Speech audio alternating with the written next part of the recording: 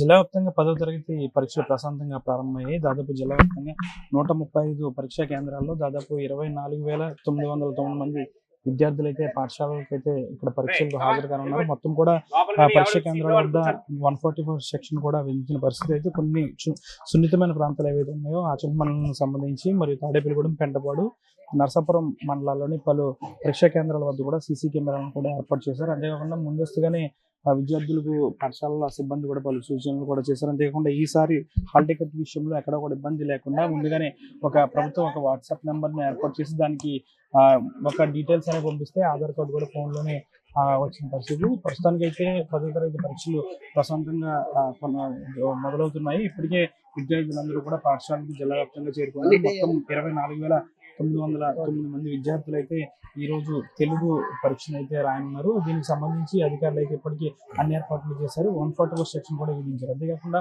ఒకవేళ పరీక్షా కేంద్రాల వద్ద ఏమైనా ఎటువంటి ఇబ్బందులు ఏమైనా ఎదుర్కొంటే ఒక నెంబర్ను కూడా ఇచ్చారు. ఆ నెంబర్కి సంబంధించి ఉదయం 8 గంటల నుంచి రాత్రి 8 గంటల వరకు కూడా ఫిర్యాదులు అయితే చేయొచ్చు. దాదాపుగా జిల్లా వ్యాప్తంగా ఉన్న ఈ 135 పరీక్షా కేంద్రాల్లో అధికారులు అంటే ఫ్లయింగ్ స్క్వాడ్తో పాటు కొంతమంది అధికారుల పర్యవేక్షణలో కూడా ఈ పరీక్షలు జరగనున్నాయి. పూర్తిగా కూడా మధ్యాహ్నం వరకు కూడా ఈ పరీక్షలు జరగనున్నాయి. జిల్లా వ్యాప్తంగా కూడా ఈ మొత్తం 24,909 మంది విద్యార్థులు అయితే ఈ పరీక్షలు రాయనున్నారు.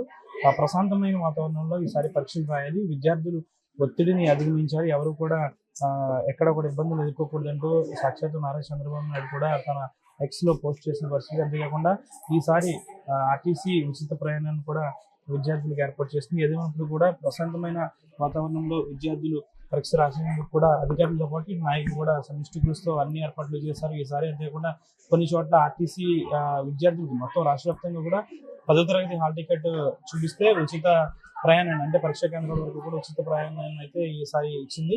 పూర్తి స్థాయిలో కూడా ఎవరు కూడా ఒత్తిడిని అధిగమించి పరీక్షలు రాయాలంటూ కూడా సాక్షాత్తు సీఎం చంద్రబాబు నాయుడు కూడా తన ఎక్స్ అకౌంట్లో పోస్ట్ చేసిన పరిస్థితి. అయితే ఈ జిల్లా వ్యాప్తంగా ఉన్న 135 పరీక్షా కేంద్రాల వద్ద అధికారులు అందరూ కూడా సమన్వయంతో పనిచేస్తున్నారు. వీడి జనశేఖర్తో మన ఆర్టీవీ పశ్చిమ గోదావరి నుంచి. మరిన్ని వీడియోస్ కోసం ఛానల్ ని సబ్స్క్రైబ్ చేయండి. లేటెస్ట్ అప్డేట్స్ కోసం వాట్సాప్ ఛానల్ ని ఫాలో అవ్వండి. ఆ లింక్ డిస్క్రిప్షన్ లో ఉంది.